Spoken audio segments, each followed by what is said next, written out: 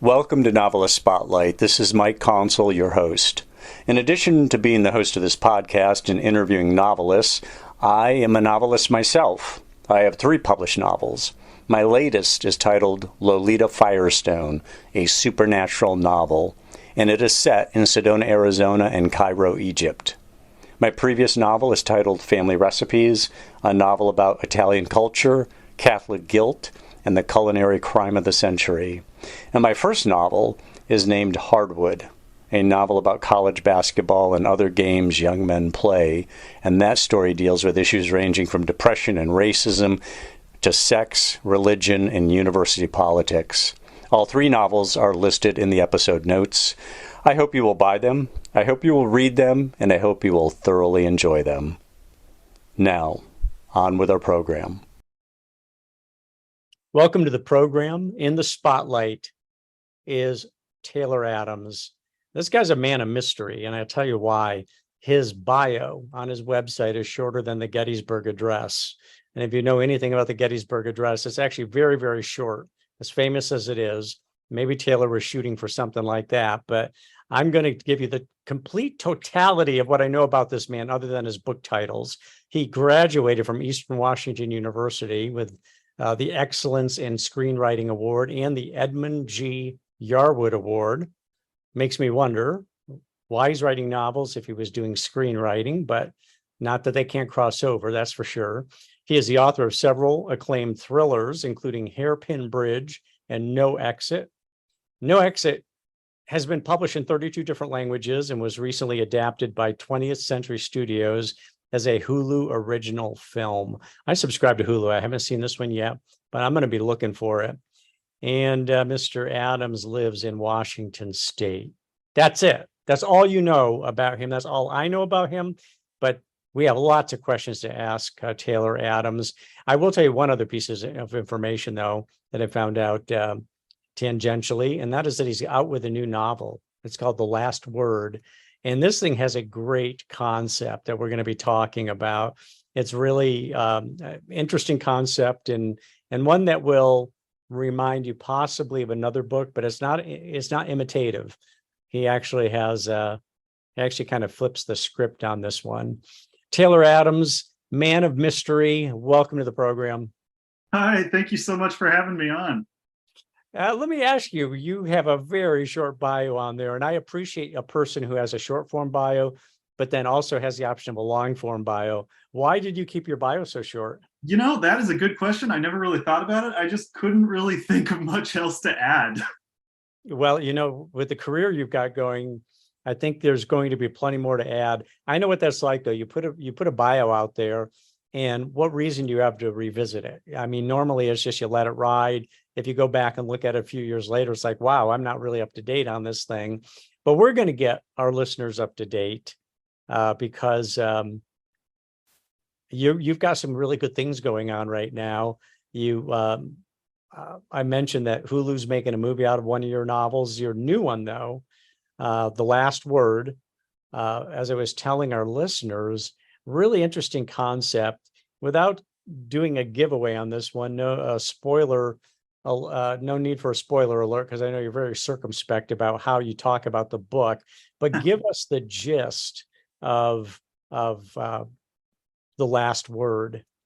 Yeah, so The Last Word is about a woman who lives alone on the Washington coastline, and she just lives alone with her golden retriever, and she spends a lot of time reading. And one day she reads this awful, horribly written, pretty gory, pretty creepy, just wretched novel on Amazon, a horror novel, and she rates it 1 star on Amazon and then goes on with her day as you do.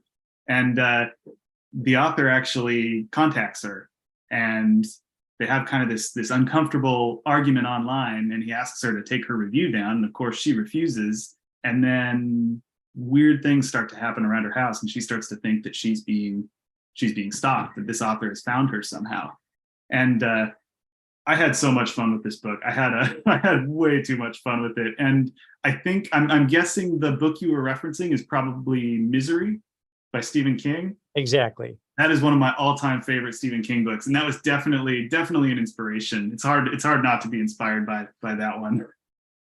But you flipped it around. So instead of a psychotic reader, you've got, and I don't know if psychotic's really the right word, but a psychotic author. Yeah, yeah, An it was. author who will not countenance negative reviews. This is an author who called up and said, "Hey, take that thing down." Yeah, yeah, it was a different kind of villain than what I've normally written, and so it was a really fun change of pace in that way. And yeah, it's both a really scary premise, I think, but it's also kind of darkly funny because there's a certain level of absurdity to being killed over a negative book review, and over the fact that this scary in some ways villain is also a frankly terrible writer. And so there's that kind of push and pull of like uneasy horror and also kind of dark comedy. Like I really tried to thread that like just right down the middle of really, I guess I'd call it almost a horror comedy in terms of tone. Kind of like I'd compare it to maybe Scream, what I was going for. Gotcha. Gotcha. So your book is on my list. I'm gonna listen to the audio version of it. Oh, So cool. I haven't actually dove in yet. But is Emma Carpenter the reviewer or is that the author? She's the reviewer. The author is kind of shrouded in mystery for maybe the first quarter of the book or so, and then things kind of come into focus. But the audiobook, actually, I'm really excited that you're reading the audiobook because we did two narrators for that because the book is told, it's kind of a book within a book. And we've got one narrator for Emma's passages, and then we've got another narrator for the author. So really, really fun there. I think that's a great idea. It's so rarely done, especially if you've got a reader. I mean, all books have got male and female characters, or virtually all of them. And it would seem that having a couple different narrators, one for the female role, one for the male role, makes a lot of sense. Was this something you lobbied for, or was this something that the powers that be just decided, let's do it this way? It was something I suggested, and then luckily the powers that be were like, yeah, we could do that. Because originally I think the plan was for it to just have one narrator, and I think it certainly could have worked that way. But I think my concern in the moment was when you read the print version of the book, you can, based on the different typesetting, you can tell whether you're in the real world or whether you're in the author's manuscript world just at a glance. But I wasn't sure how that would translate to audio, and I wanted it to be instantly, because there's a bit of an unreliable narrator element as we learn. It was really important that we know who is telling us the story at any given time. So did you have, I don't know how this works, but did you have input in terms of, when you read this line, there's supposed to be a lilt here, or there's supposed to be, this is a facetious line, the person's being sarcastic, or this line needs to really to be delivered with a little bit of anger. Do you have input with the readers and help make sure that the what you intended is actually what's articulated? Generally, I know if they have questions, they'll come to me. Like there were some questions regarding the pronunciation of the name of Emma's dog, Laika. So for that kind of thing, they'll come to me. But otherwise, I kind of take it on faith. I know that they're really good at what they do, and from what I've heard, I haven't listened to the whole audiobook. I've just listened to the sample, but it sounds like they did a really great job. There are some great readers out there. There really are, and I'm always impressed with. Not always. I'm talking about with the great readers. I'm impressed with how much of the inflection that they put into a lot of the reading. And that's something you don't necessarily pick up when you're reading the print book. How do you relate to audio versus print? Is audio something you ever spend time listening to? Are you strictly reading the guy who reads print? And by print, I mean electronic or paper. How do you feel about audio versus print? Not that they're competing. I think I prefer print just because it's easier for me to just pick up a book on my own time than to get an audiobook going. But I have listened to a few audiobooks, usually like when I'm commuting, and I do like them. It can be a little distracting sometimes. I can't remember what the book was, but I remember getting the sense that the narrator was giving too big of a performance, and it was kind of like it was just too much. I wish I remembered the book, but So I definitely, there's definitely a concern there that if the narrator isn't well matched to the material, that you could kind of have your experience affected. But overall, I prefer print. I'm boring. Yeah, you are absolutely, of course, right that when I go on Audible and I'll listen to an audio sample, there are times when I'm interested in a book, but when I hear the audio sample, I decide I don't like this person's voice. I can't listen to them for 12 or 14 or 20 hours. So I decide that's not the way I'm going to ingest that book. That's a heck of a burden to put on a narrator, just the amount of different voices that they would have to do, the amount of tones, just the amount of, accents. Like that's like a movie where the same person is cast in every single role. Like I can see how it would be really challenging and, why they might not always hit the mark. It's a challenge, no question. Now you mentioned like narrating a movie. Movies are what you were pursuing back in college. Talk about what you were studying and what your intent was. Yeah, so I don't know if I really had enough of an idea of what my intent was. I didn't really plan anything, but I studied film at Eastern Washington University. I had a particular emphasis on screenwriting because that was and still is something that I would like to do.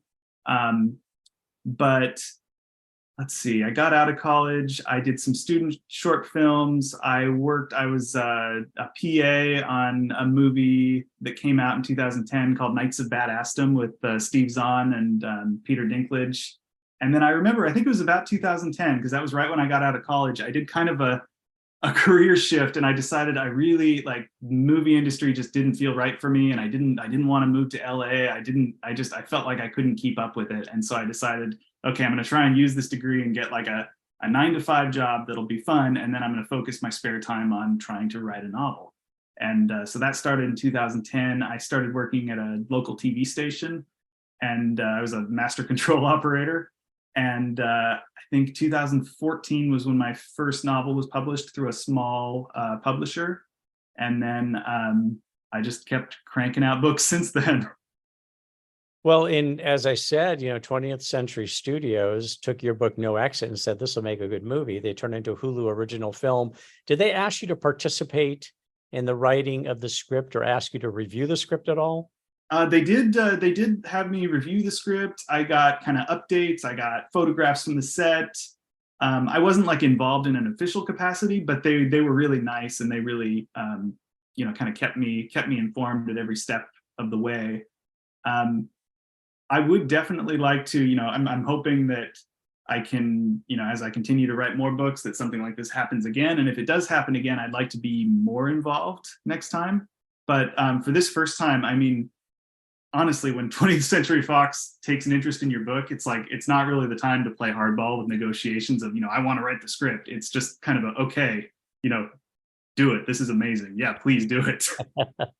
Just spell my name right on the check. Well, exactly. So I was thrilled when that happened, and that whole process, it was a dream come true, and they did a really good job on the movie. It's a I was going to ask you that how true to the book is the movie? It's very close. The characters are pretty real. Like some of the characters have entirely new backstories, and also like, well, actually, I'd say the only real main difference is the characters. The plotting is pretty much identical. A lot of the set pieces happen the same way. Same people die, just in slightly different ways. It's pretty darn close. So let me ask you, I'm wondering if I have seen this movie. Is this the one who had the black character, white girlfriend, goes to her parents' house in a all-white area and suddenly finds out he's kind of trapped? No, that sounds like Get Out. That's it, Get Out. That's it. Gotcha. So let me ask you this. You've got a desire to write screenplays for Hollywood. Are you thinking in terms of taking one of your own books and being able to do that, or separate from your novel writing, being a screenwriter for projects that they might put in front of you? What's your thinking on that?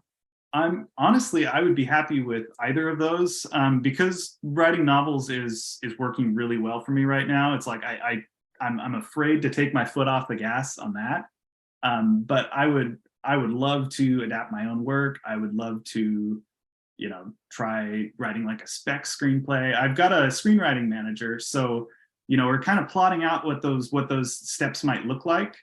And honestly, I'm happy with wherever wherever I end up. I'd love to write screenplays and novels and maybe like alternate them. But like I said, right now with cranking out novels working well for me, I'm definitely afraid to lose momentum there.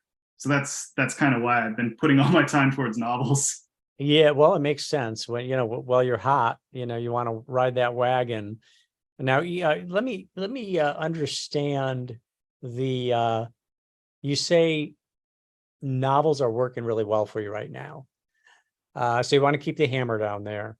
Why are novels working well for you? Now, I understand you're obviously you're talented at what you do. You've grabbed attention, but are there some other elements you might point to that you would say it's novel writing's working well for me? In addition to my just ability to write, it's these other reasons. I mean, I guess I really, there's also the thing that I really enjoy it. And it's, as of the last 2 years, I quit my day job 2 years earlier, and I've been writing full time. And that just by itself is just a blessing. It's been so nice to, make that my full focus of my full workday. And another thing, I think, I can't say this for certain because I've never written a screenplay that was produced, but one thing that I really, really, really like about this form, about writing novels as opposed to writing screenplays, is that with a novel, it's like there's other voices involved and collaboration involved in the process, but it really is in a lot of ways kind of a direct line from me to the reader. So if the story works, like, it was all me, and if the story doesn't work, it was also all me. But there's fewer steps between me and the consumer, between me and the reader, and I really like that. Yeah. So you really enjoy writing, you said. So you're not the kind of guy who thinks, gee, I should really sit down and work on my novel, but I have an exercise today, so I'm going to go for a jog. And also, there's dishes in the sink. I better wash the dishes. You don't procrastinate, I would imagine, if you enjoy the writing. You're pretty good about just deciding, I'm anxious to sit down and write and get this next chapter hammered out. I mean, I still do procrastinate and whine about it pretty frequently, I think, as people around me will agree. But what I've found really helps me to stick to a schedule is just starting to write as early in the morning as I can, and basically just getting those hours in at the start of the day so they're not hanging over my head for the rest of the day, and just setting a word count that I try to hit. And right now that word count is 2,000 words a day, which, wow, it's a lot, but it's also, I count rewriting in those 2,000 words. So if I'm rewriting a draft and I rewrite 2,000 words in a new draft, that still counts. But yeah, it is a lot of words. It's almost 10 pages double spaced. So you could have, I mean, technically you could have a novel done in 60 days. No, you don't write them that fast, but what I'm saying is you're producing a lot of copy, a lot of which you're throwing away because it's not quite right, or it's getting revised. Oh yeah, I'm an obsessive writer. Well, not no exit.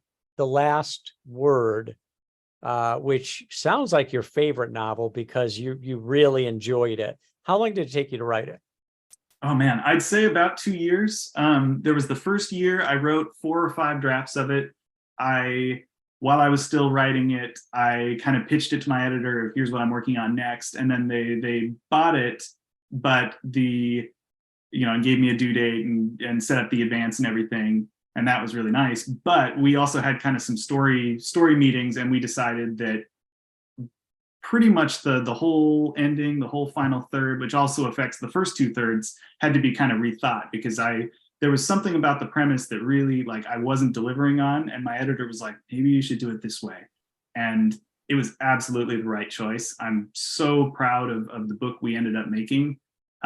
But it also involved not necessarily throwing away a year of work, but discarding a big chunk of stuff that I'd been rewriting many times over. And it was a little bit of a trust fall in that way, because, you know, it's never easy to let go of work, but it was well worth it. And then after that, there was another year of maybe another 7 or 8 drafts. And then I turned in the manuscript at the start of 2022, and then it published in April of this year. Interesting. Yeah, So I'm an obsessive rewriter. So like I said, lots of drafts. Yeah. Now, how many novels does that make for you? This was number 5. Okay, because you have Hairpin Bridge, you have No Exit, you have Eye Shot, Our Last Night, and then The Last Word. Yes. Gotcha. You were talking about, I totally get getting up in the morning, getting it done before anything can interrupt it. The writing process. Talk a little bit more about your writing process. You get up in the morning. How much time do you tend to put in? Do you have a place that you always write from? Are there any variations over the course of a day or a week? Tell us a little bit about how you get it done. So I am a stay-at-home dad. So we have a 9-month-old. So basically, my writing, where I am while I'm writing, is basically wherever I need to be for our son. So sometimes that's me sitting in the little play area. Sometimes that's me sitting next to the crib. Sometimes that's me on the couch with him. You know, kind of wherever. I mean, that's the nice thing about having a laptop, is I can work wherever I need to be working. And I've told this to different people. I've never had another writer tell me, oh yeah, that's how I do it. So I always get weird looks when I describe this part of my process. But when I do new drafts, I always like to start a new draft as an entirely new Word document. And I'll basically start over from zero. I'll open up the old draft. I'll have both Word documents side by side on my monitor, and I'll just retype the new draft from scratch from the other one right there. And it's a lot of typing, but it really forces me to look at the story in detail over and over and over again as I do that repeatedly. And you know, the early drafts, they really suck because all I can see are the problems, and they're really big problems at that phase. But bit by bit, I solve the bigger problems, and I solve the medium-sized problems, and then in the later drafts, I'm solving the smaller problems, and I'm really doing the fun stuff, like fine-tuning the dialogue, fine-tuning the atmosphere and the suspense, and kind of the pacing and the minute to minute in the scenes. And that's the most rewarding part of the process for me. It's just, you have to get through some really, really rough drafts to get there. Now, is there an advantage to retyping the whole thing versus copying and pasting into the new Word doc and then rewriting from there? I can't speak for anybody else, but just for me, because I have a very short attention span, I find that if I start to use copy and paste, it just means I won't look closely. If I copy and paste a paragraph, I'm just giving myself an opening to not look very closely at that paragraph. And I can't put my finger on why I like it so much, why I like retyping, but it's very relaxing, and it makes me really feel like I'm thinking about every sentence and about every detail and every word and how it's contributing to the bigger picture. I certainly, like, towards the end, once I've really got things nailed down, it gets more tempting to use copy and paste. But at the start, I mean, first few drafts are just, they feel like a blind slog. I have no idea where I'm going. And so it always feels good to restart things. So if you're writing a sentence, you're looking over at the past draft, you're going to type it into the new draft. I would imagine sometimes right in the middle of the sentence, you are writing it differently just because it occurs to you, you're writing it differently. Yep, absolutely. And that's where it's like I've got kind of a skeleton to operate from. So I feel like I can be more creative because it's like I've got the scene laid out. I've got the bare bones version of the scene on the left side of my screen. And then on the right side of my screen, I can kind of fill in more detail, and I can try different things with the pacing, or add details that need to be there, add character beats that need to be there. Yeah, it's kind of, maybe it's like a form of outlining for me, because my first few drafts are always really underweight in terms of word count. Like, my books are usually 70 to 80,000 words, and my first drafts are usually 40 to 50,000. Okay, so it's an extensive, what you might call an extensive outline, and then Yeah. you start putting more flesh on those bones. Yeah, an outline that slowly turns into a readable book. Now, do you think that one of the reasons you hold on to the last draft while doing the new one is that you've written some stuff there you just don't want to lose? Or is that not? That's certainly part of it, because when something works and it's right for the story, I mean, you never want to hold on to it just because you like it, because there's that saying, kill your darlings. But if it does work for the story, like bit by bit, I find that I rewrite drafts faster because there's more and more stuff that I want to carry over, and there's less stuff that, okay, I have to fix that this go around. Now, I think I heard you say, not just now, but in a prior interview, that you were especially proud of the last 1/3 of the book. And the reason that caught my attention is because the last third of a book, or especially the last quarter or fifth of a book, oftentimes is weak. It's weak in that a lot of authors rush to the finish. It's almost like, hey, I'm up to 80,000 words or 100,000 words. Let's just wrap this thing up. And there seems to be this race to the end. What makes you proud of that final 1/3? What happened? And I'm assuming you're talking about the last word. Yes, I was. And yes, that is still the case. Again, I have my editor to thank for this, because it was her kind of viewpoint on the premise that helped, really helped us sort of flesh this whole thing out 2 years ago. And I think what I like most about the ending, the last word, or the final third of it or so, is 2/3 of the way through is basically what would have been the climax of the old version of the book, and it's the climax that you'd probably guess based on the jacket copy. Who lives, who dies. It's what you think is going to happen, and then the final third, it zooms out a little bit, and there's this other layer of the story that the story's been operating on this whole time, and we learn the truth behind the protagonist, the truth behind another character, and it's like we've got this whole other kind of another third act, but it's all been set up from the beginning. It's just been kind of invisible the way it's set it up. And then, the way, it's hard to describe without going into spoilers, but I feel like the character arc comes to the forefront in a way that's really satisfying and hopefully really unexpected for the lead character, and then also the way that the antagonist attacks her. Interesting. Okay. And I do get it. I think I know what you're talking about. Talk about working with your editor, though. What is it that she sees sometimes in what you've written that you're not seeing? In other words, she's making these recommendations, and you were saying you're very glad she did because it made the book stronger. Why don't you see that yourself? What does she have? Is it just by dint of working with so many different authors and so many different storylines that she has a greater range of tools at her disposal, and she's got a lot of different options to consider and to offer up to you? I'm sure that's part of it. I'm sure, just being really experienced and really good at what you do, that's a big part of it. Another thing is, when I've been working on a book and outlining, re-outlining, then writing drafts and throwing drafts out, I'm so deep in the trenches. Her viewpoint is this bird's eye view that I can never get when I am, or I can never have myself when I'm this focused on, getting the mechanics of the plotting to work. And, that perspective is so valuable. It's valuable at any stage. It's especially valuable really early on, when it's easier to change direction.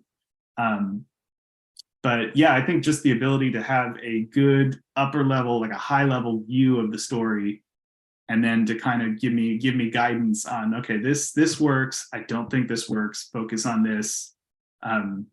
It's really helpful. So let's jump over to your agent. Your agent sold movie rights for No Exit. And this book, your latest, The Last Word, sounds like a movie to me. It sounds like it could easily be a movie. Are there any movie rights that are being discussed, or has it been sold? Has it been optioned? Not yet. I know there's a lot of interest. I haven't. I don't know if anything is quite coalesced yet, but I know there's interest. Um, So the I think conversation is really, going on. yeah. I think it'd be a fun adaptation. I think my biggest worry about adapting it to the screen would be, I think one of the best tricks that the book version has to offer is, the kind of book within a book format and using narration, the way narration is used. And that's one thing that, I mean, it could work in film form. I don't know how it would work though. So you need a creative director, Yes. creative director, creative screenwriter. Okay. Now, do you strive to write cinematically? Is that your instinct, since you want to be a screenwriter anyway? You have a love for that, obviously, as you do with that novel writing. And clearly some novels are more cinematic than others. Do you make a conscious effort to be cinematic in your writing? Kind of. I mean, it certainly helps, but I think generally it's just kind of, I think the stories that I'm drawn to, and I think the stories that I want to write tend to be kind of cinematic, and they tend to usually have small casts of characters and, very limited locations and limited time frames. And I think that's just kind of my preference as a writer, because I continually do that. And sometimes I make it really hard on myself, like with, my next project, which I'm in the outlining and early writing stages. Sometimes I just don't even put enough characters in the story to move things along. And I think it was my manager. He was like, you make things really hard on yourself sometimes. Like, add more characters that you can then kill off. But I also have read novels where it's, geez, there's too many characters. You expect me to keep track of everybody and who's really the focal point here, and so on. So clearly there's a balance to be achieved there. You make me think of, say, a Woody Allen movie, which is a complete opposite in some ways, because it's comedy versus suspense or horror. But Woody Allen movie will take place in a room with Hannah and her sisters is basically three women in a room, or October was I don't know, 7-8 characters in a house the whole movie. And I love Woody Allen. I love that. I like the clarity of when you have a novel that has very few characters. There's a lot of clarity among the characters, and you can go pretty deep on them and create a lot of interaction. But I understand if it's a horror novel and you need to kill people off, you need some bodies. Totally. But yeah, I agree. I love just how one of the, I think, most influential books that I ever read was Intensity by Dean Koontz. And that's a good example. I mean, an amazing book and a really good example of a very limited, small cast, just a few locations. I think the whole thing takes place over 1 or 2 days. And when you shrink a story into those kinds of, those dimensions, I mean, A, it's really, really hard to do. So there's that. But B, if you can pull it off, like, it makes the big moments really feel big, or even, small moments can feel huge, because, the reader or the audience is so grounded in this very intimate scene, this very intimate situation. Interesting. So Dean Koontz, you and Stephen King are big Dean Koontz fans, it sounds like. Who else influenced you when you were growing up and reading novels? Who lit your fire? Ooh, I read a lot of Michael Crichton when I was little. I loved Michael Crichton. I read a lot of Stephen Hunter. I think his action writing is just unparalleled. Let's see. Lately, Did he do Rambo? Was he Rambo, or no? That was Morrell, David Morrell, I think. yeah, he did the Bob Lee Swagger books. Gotcha. And then one author that I really, really, really admire. He's only done 2 books, and they're separated by like 10 years. But it's Scott Smith. He did The Ruins, and he did A Simple Plan. Those are 2 of my favorite. Oh, yeah. And A Simple Plan was made into a movie too. Yeah. I think they actually both were. Were they? Okay. Interesting. What are the emotional or mental rewards of writing when you're sitting down, you're writing novels? I mean, what's the reward for you? What do you get out of it? I think it's really fun. It takes a lot of rewrites to get to this process, but it's really fun to look at a story and see that it's working the way that I intended it to. That the humor is working where it should be, that the dramatic beats are working where they should be, and that the pace is on target. Like getting a story to that point is really satisfying for me. I like to start with an idea and then just hone it and hone it and hone it until it reaches the level where I want it to be. I think that by itself is very rewarding. So let's talk about the first draft. I mean, you're talking about maybe 40,000 words, and then you expand from there. But even before you do the 40,000, do you have the idea in mind? Do you kind of know where you're going to start and where you're going to finish, and maybe some of the steps in between?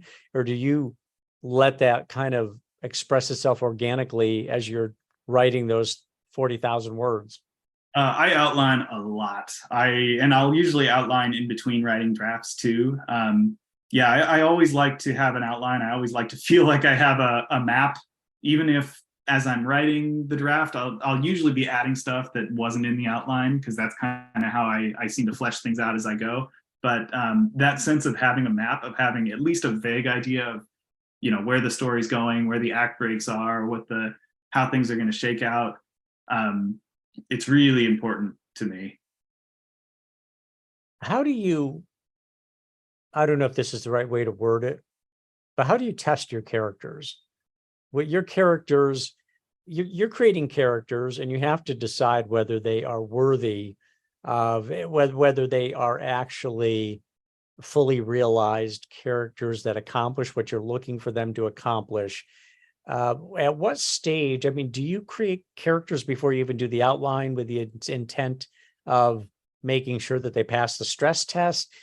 Where do characters fit into the whole development process?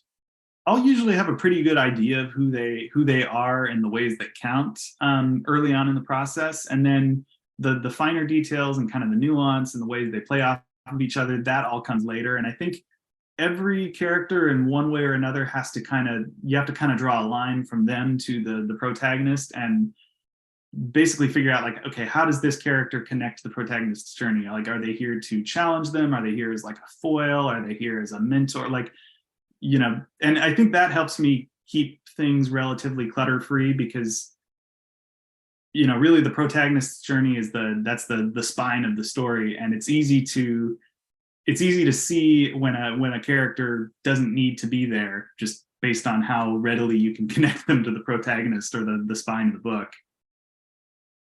Now, you're a guy who has plenty of women in your books as well. It's not just, you're not like Cormac McCarthy, where all there are men in the book, no women.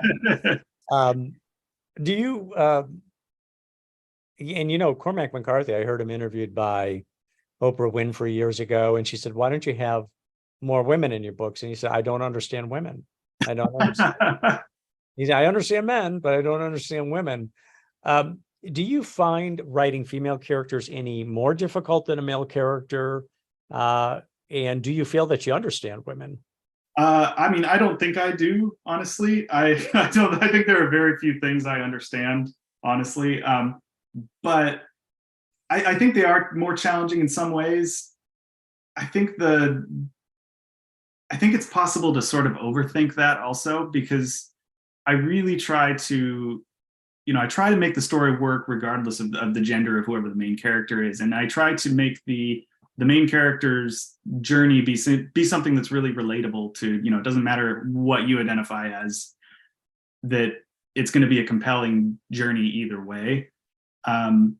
I have done, I think my first 2 books were from male points of view, and then the latter 3 were from female points of view. So actually, yeah, I've done more books with female protagonists than male protagonists now. So The Last Word was the one that pushed me over the edge. I think writing heroines, it's really fun, and it's fun to, there's the final girl trope, and that was something that I felt I really needed to explore with The Last Word. Yeah, and Sidney Sheldon was a writer who had a lot of female protagonists. They were the they were the protagonist oftentimes. I remember one time he said that he sold a book to his publishing house based on they said, what's the book about? And he said, I gave him 3 words: female con artist. And they paid him millions of dollars for the book in advance. And of course, it wasn't that the his little phrase there did the trick. He was making millions of dollars on all his books. So, hey, look, Sydney, whatever you want to write about, we're on board. We're on board. Now you're a genre writer, and you're comfortable being a genre writer. You don't feel constricted by that? Not yet. I mean, if I did a few more of these kinds of books, maybe I would start to, or maybe I will start to. With The Last Word, I think The Last Word was me sort of starting to try a few new things, because just the tone is very different from what I've done before, and it's got kind of a meta layer that I think I couldn't have written The Last Word as a first novel. I think I had to write a few of these kinds of books before, writing something like The Last Word, which on one level or another level might function as a little bit of a satire of itself, or of just the way these stories are kind of put together. But I love thrillers, so I think pretty much everything I write until the end of time is going to have some element of thriller in its DNA. But I do really like horror too. And I think supernatural horror, if I jumped into another genre, it would definitely be supernatural horror first. So let's say that you get a call from TriStar Pictures and they say, we want you to write scripts. We want you to bring us, screenplays. We want to make movies. And we don't, you decide what these movies are going to be. We trust in you. Would your movies be supernatural thrillers? Would they be suspense movies? Would you go to an entirely different genre? Does it make a difference that you're writing for screen versus for a book? Honestly, I don't think so. I think my first inclination would be to write something, like a home invasion thriller, or some sort of really tight, close quarters thriller, like the same kind of thing that I like to write books as. I don't know why those stories appeal to me so much, but I've always really, really liked that kind of thriller. Well, and there's many fans in that category. So there's no, you're in good company, no question about that. What about movie directors? Do you have 2, 3 movie directors who you especially like? Oh yeah, there's lots that I really like. I love Christopher Nolan's work. I'm really excited for Oppenheimer later this month. Mm-hmm. Let's see. There is, I think his name is Jeremy Saulnier. He did Green Room, which is one of my all-time favorite movies, and Blue Ruin, which is another one of my all-time favorite movies. He does really lean, mean thriller, kind of horror thrillers. Trying to think of who else. I'm drawing a total blank. But that's yeah, fine. There. So back when you were first making your initial efforts at novel writing, Taylor, were you a member of writers groups? Did you attend writers conferences? What were some of the things that you might have been doing that to help facilitate the development of your skills? Let's see. So it was 2010, 2011. I know I joined a writers group kind of briefly. I know when I was in high school, because in high school I wanted to write a novel too. I was in a writers group. Let's see. I read a lot. I was lucky enough to have a job so as a master control operator at a TV station, I spent a lot of time, kind of managing live feeds, and there's also a lot of downtime there. And I know I wasn't supposed to bring a book into the control room, but I was doing overnight shifts, and sometimes I totally brought a book in there. And so I was able to get a lot of reading done, much faster than I could have now, just by having a job that let me do that, or didn't let me do that. And aside from that, I focused on writing every day. I tried to hold myself to a word count. I can't remember what it was. It certainly wasn't 2,000 words a day, but I was really, determined to make progress. And so it was mostly a solitary effort. You sat down and you got writing, and you kept working on developing your talent. Yeah, and yeah, read a lot and watched a lot of movies, and yeah, just kind of worked my butt off and stressed out a lot because I never really felt like it was good enough. And I never feel like something's done. It always kind of has to be ripped away from my fingers to be published. Tell me about the difference between reading a book and watching a movie. On the one hand, you mentioned Misery as a book that you really valued and was influential for you in the writing of your latest novel. Do you watch a movie with the same sort of eye that you read a book? Are you looking at the storyline and the changing of scenes and story development, or do you relate to one differently than the other? I think I consume them pretty much the same, if not like exactly the same. I really I'm really analytical with movies, like I and books. I enjoy them. Like I try to enjoy them in every way that you can enjoy them. But in the back of my mind, I'm always kind of thinking, okay, here's the inciting incident. Okay, this is going to be important later. And that doesn't mean I can't enjoy the movie or book as much as I would, because I think just being really hyper aware of the craft, it really makes me appreciate the craftsmanship. Like, when I'm watching a really good movie or reading a really good book, it doesn't matter that I can't turn that part of my brain off because I'm just seeing all of the excellence. Right. So, here you are, your new book is out. There's conversations going on. It sounds to me like it may well make the silver screen. You're sipping your champagne and still enjoying the afterglow of what you've accomplished. And here I am saying, what next, Taylor? You have a book that's that is in conceptual phase, or that you're actually writing already? Yeah, I've been kind of batting a synopsis back and forth with my editor. I feel like we're getting really close and getting kind of a green light. And I've already been, because I just can't resist. I've already been writing sort of outline, really rough drafts of just putting the story together. But yeah, I'm really excited about this new premise. Surprise, surprise, it's another thriller, another isolation thriller. Um, I don't know how much I can say about this one. I can probably say that the setting is something that I'm really excited about. It's set in a cave. I think caves are terrifying, and I've been in a few caves in my life. And if I get the green light on this book and get a deadline and everything and sell this book, I'm going to visit a few more caves for research purposes, because that would be really fun.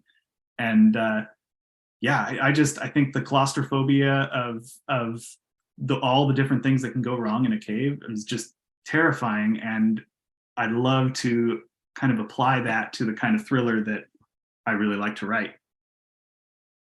Well, isolation is an interesting subject because in modern society, it's difficult to be isolated. And I say that because although there's a lot of people who are recluses, people have devices. So they're constantly distracted or connected to something. And I don't know what the premise of your new book will be, but in a cave, I can imagine somebody who's disconnected from Wi-Fi, from cellular service, doesn't have any devices at his or her disposal. And suddenly, just like The Old Man and the Sea by Ernest Hemingway, suddenly it's just you and with your thoughts and your fears and your efforts. And I love The Old Man and the Sea. I think that was just an amazing piece of writing. But I think that isolation instinct of yours is especially timely because so many people don't really feel a sense of isolation ever. Nobody's really forced to be alone with their thoughts. I don't know if you've heard about the psychological experiments that have been done where they'll put somebody in a room and there's nothing to do in that room. You sit in the chair, they take their cell phones taken away. They have nothing basically. There's no TV, no magazines. You're in an empty room and people cannot stand it. They cannot stand to be alone with their thoughts. I've heard of that. I've heard like sensory deprivation, like your own heartbeat or just the sounds of, your body doing its thing just drives people insane. Yeah. I've definitely heard of that. Yeah. And that's pretty scary to think that people are not comfortable with themselves. They can't even sit alone with their own thoughts. I mean, our thoughts can turn inward on ourselves. We can madden ourselves with our own thinking. And I've always been a person who was inclined towards meditation, or I like my quiet moments, but that is not the case with so many people. So I can see to where some of the stuff that you're writing is a horror show for them. They can Yeah, just see I themselves in think that position, and it's just like, oh my God, this is it's like claustrophobia and being told that you're in a capsule. The elevator. I don't know if you've ever been on the St. Louis Arch, but if you let me tell anybody out there, if you have claustrophobia, you do not want to go to the top of the arch in St. Louis, because I was in there with three bikers. Okay, it's like 4 seats, three of them are bikers, big guys, nice enough guys, nothing with that. And I'm not claustrophobic, but I'm thinking if this thing just broke down right now, I'd probably feel claustrophobic. It can be pretty horrifying. And on top of that, I'm with three big sweaty bikers who are taking up most of the space. So not so good. What is your advice to aspiring novelists? So somebody out there listening who is trying to accomplish what you're trying to accomplish, and I think they can, I'm sure they've been gleaning from what you've been saying, a lot of good advice, but if you were to put it in a nutshell, what's your advice to those people out there who want to be novelists?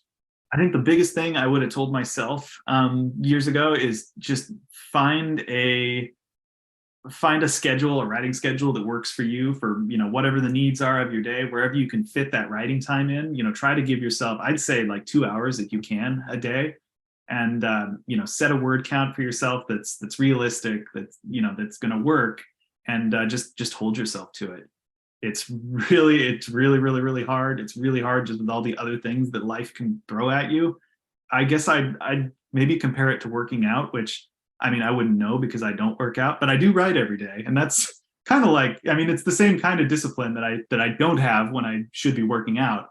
But just try and treat it like that in your mind. Treat it as a long-term thing that you have to get up and do every single day. And the amazing thing is, if you keep hitting your word counts every single day, if you keep working on the craft every single day, you will get better, and you will make really, really measurable progress on your manuscript, on whatever you're working on. It's amazing how much those little increments of a few hours every day add up long term.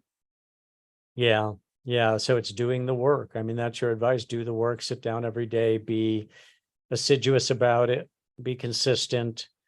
For your first few books were published by a small publishing house in Britain, is my understanding. Is that right? Yes, Jaffe Books, based in Britain.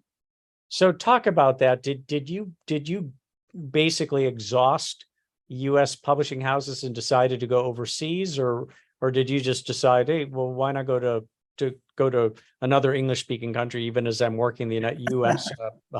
Publishing houses? I kind of like a lot of things in my career, I just kind of stumbled into it. I hadn't really queried a lot of agents. Because you have to query an agent, you have to get agent representation, and then you get to a publisher. And I had queried a few agents with kind of the pitch for iShot. And at the same time, I was also, because querying for an agent it's a long process. It's kind of like applying for a job in slow motion. And so I think I got a little tempted by the idea that, okay, there are small presses that are willing to kind of take a chance on a writer without agency representation. And I just kind of happened to find this small press, and I didn't realize at first that they were based in the UK, because their books are published via Amazon. But it was a good. I mean, I did 3 books through them. No Exit was my final book that was US and UK through them, and then HarperCollins stepped in and bought the rights to No Exit a few months after No Exit released.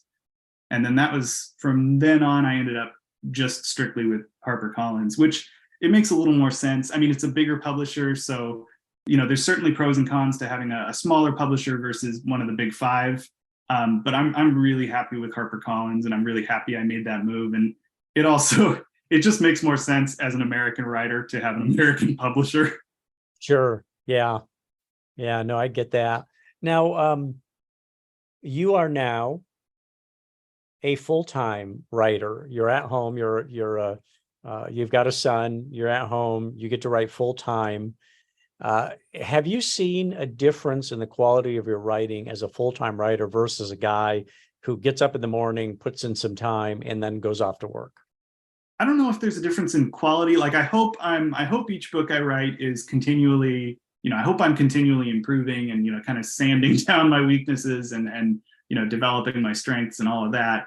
I do know that I can, by writing just strictly full time, I'm able to produce a lot more and I'm able to produce drafts a lot faster.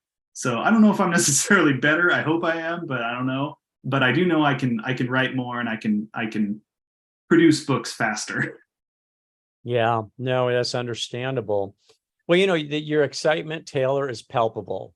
It's great to hear that you're having the success, that you're excited about it, and that great things could be ahead. I mean, you've already achieved great things, but the idea that of producing more novels that sell, and then maybe even moving into screenwriting, I want to congratulate you. I want to wish you luck on your future endeavors. I want to thank you for coming on the program. Oh, my pleasure. Thank you. These were great questions.